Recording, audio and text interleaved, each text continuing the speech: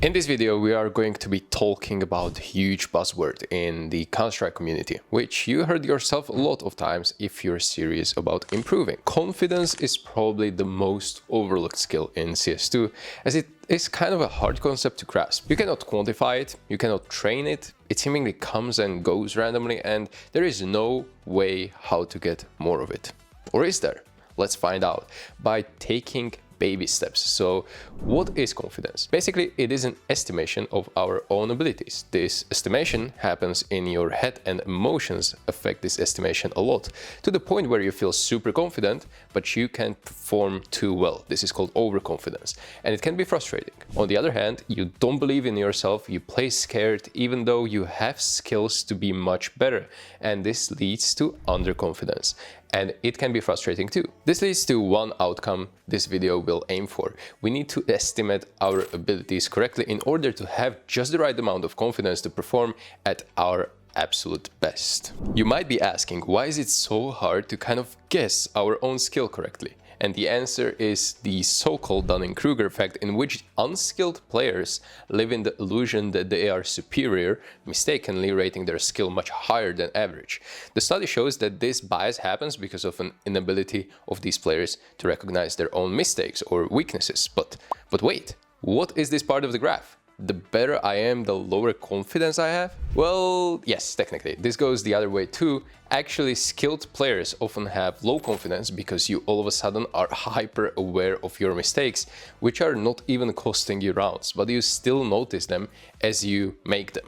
Another thing is that an actual confidence may weaken self-confidence, as skilled players may falsely assume that other players have an equivalent understanding of the game. It is incredible when you think about it, but this truly happened to me multiple times in my career, and I had simply no idea what to do and how to fix it. And I know for a fact I'm not the only pro player who suffered from this. So let's try to find these solutions together. This is the main point of the video. If you expect me to give you a quick tip how to magically become confident, you are not going to get it, because I researched dozens of studies on this topic and they come to a conclusion that it takes time to implement, but you always yield a good result. Let's apply this to Counter-Strike specifically. Making sure you are always in line with your actual skill and confidence is that you become less results oriented.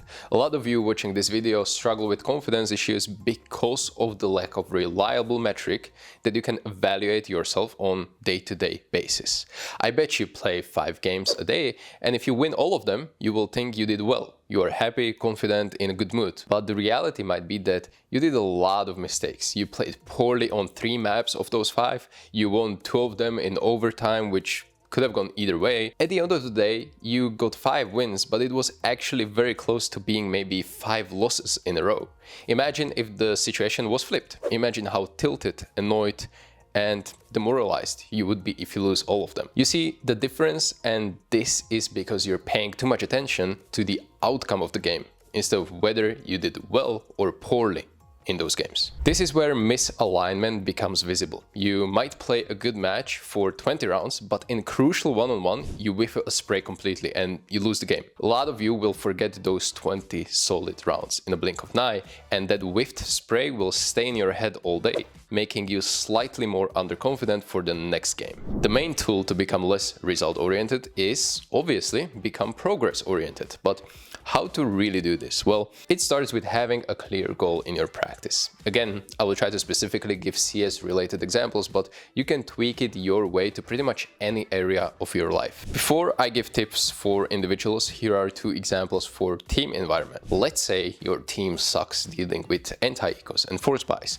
You specifically train those rounds with extra focus and tier in the practice for a day. At the end of the day, you realize that you actually won all of your anti-ecos, as was your main focus, even though you lost maybe 3 out of 4 practice games. It might look bad, but what you should really focus on is that you were successful in your main goal, and suddenly one of your main weaknesses in a team is actually a strength, as you are able to convert much more anti-ecos moving forward. Another example would be a bit more situational, but extremely helpful if used correctly. Sometimes your opponent is simply not good enough. You're outplaying and out-aiming them every round. And a lot of players at this moment become overconfident and ego swing every duel, and they look for these aggressive duels anyway.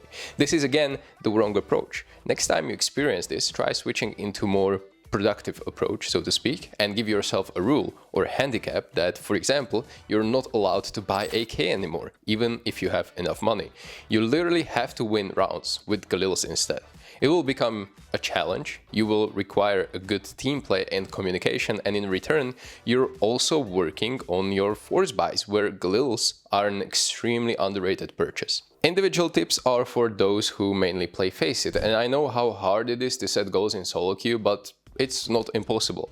For example, and this is an idea from the book How Champions Think, before you start you have a list of few reminders to bring your focus on. Stuff like, I must play disciplined, I must communicate no matter what my KD is, I must not tilt from mistakes of my teammates do. This acts as a standard you will stick to every day to become a responsible player. This acts as a filtering mechanism, so that if things don't go your way and you just lose, you can say that area you focused on has improved even if the game went bad. And reframing these bad results is key because they will happen sometimes. Bad days happen to everyone, but it literally separates the best from the rest in how they deal with these days. Thanks to this, you can actually assess your real level at the moment and filter it because you know it is part of greater process.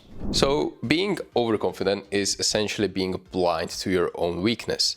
That is what makes overconfidence so scary sometimes. It feels like you don't progress as much. You become very inconsistent to the point where your overconfidence might carry you one game thinking it's working well, when in reality the next game you get stomped back. Without seeing your weaknesses, you begin to blame everything or everyone else around you. I also think that confidence can decrease when you learn more. You found out how much more there is to know, and it can feel like you actually don't know that much. A simple way of avoiding overconfidence is to recognize that you'll always have weaknesses and thus always have things to work on to stay on top of your game and continue to be successful. It's a circle of life. Being underconfident is, from my experience, the main factor of slumps in any sports, CS2 included, and sometimes people just refuse to do anything about it. They think that the confidence will miraculously come back and they just wait. I already made a video about this topic where I do a deep dive into confidence issues and slumps in general, and you see the video right now on the screen, so if you like this video, chances are you will get a lot of valuable information from that video as well. I go over topics, how best professional teams deal with confidence issues, tips how to deal with it yourself, and some of my experiences how I got out of slump throughout my career. If that sounds interesting to you, you are one click away from learning more. And before we end the video, I'm going to leave few interested links in the description. If my video didn't answer your question, you will for sure find it there, or you can just ask in the comment section down below. I will be replying to many of you, trying to help out if I can. Thanks for watching, see you in the next video. Bye bye. Huge shout out to my Ko-fi members for your continual support so I can make more videos like this for you. Their name is on the screen right now, and if you want to appear here too, check out my Ko-fi page where you can gain tons of cool and exclusive perks at various tiers of membership. And when I say they're cool, I mean it. Give it a look, it's worth it. Thank you for making my content better and possible.